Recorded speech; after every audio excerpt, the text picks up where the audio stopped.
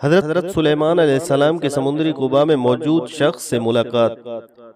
اللہ تبارک و تعالی نے حضرت سلیمان بن داؤد علیہ السلام کو وحی کی کہ سمندر کے کنارے جاؤ، ایک عجیب چیز دیکھو گے۔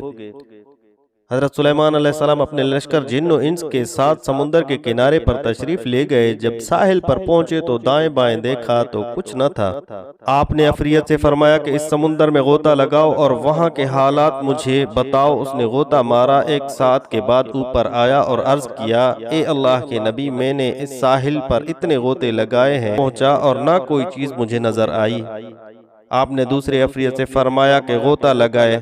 اس نے بھی غوطہ لگایا اور تھوڑی دیر بعد نکل کر وہی کہا جو پہلے عفریت نے کہا تھا۔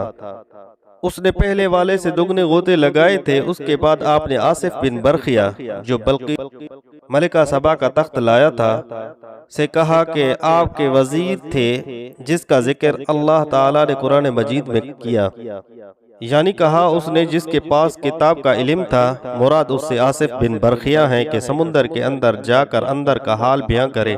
انہوں نے فوراً ایک سفید قوی قبا حاضر کیا جس کے 4 دروازے تھے اور تمام دروازوں میں سے ایک قطرہ پانی کا اندر داخل نہیں ہوتا تھا۔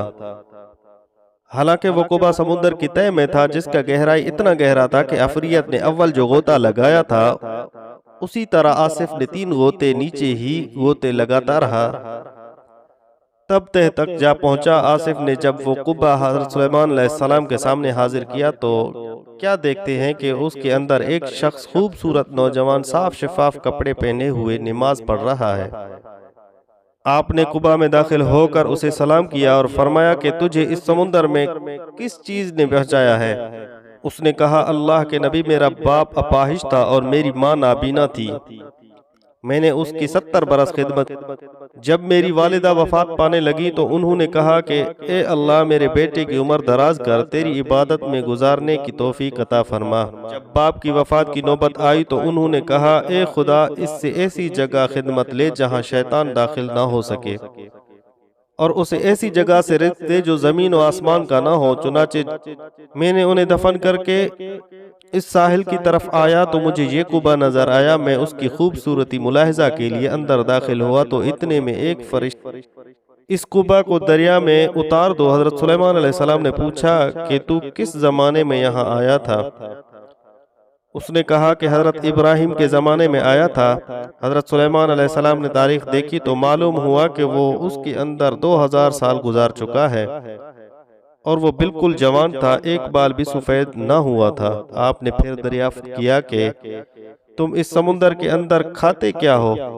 کہا کہ ایک سبز پرندہ اپنی چونچ میں ایک زرد چیز لاتا ہے جو آدمی کے سر کے برابر ہوتی ہے، میں اسے کھاتا ہوں، مجھے اس میں دنیا کی ساری نعمتوں کا مزہ آتا ہے اور اس سے بھوک پیاس میری جاتی رہتی ہے، اور گرمی سردی اور نیند سستی اونگ وحشت سب کا سب اس سے دور ہو جاتا ہے۔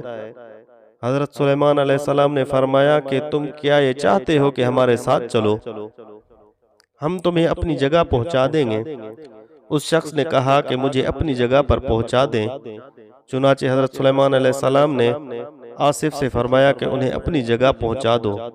چنانچہ آصف نے اس سفید قبا کو اپنی جگہ پر رکھ دیا۔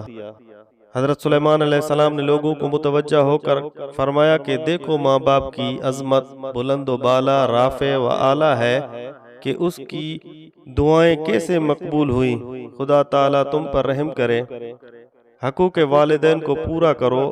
اے اللہ، ہمیں بھی والدین کی خدمت کی توفیق عطا فرما۔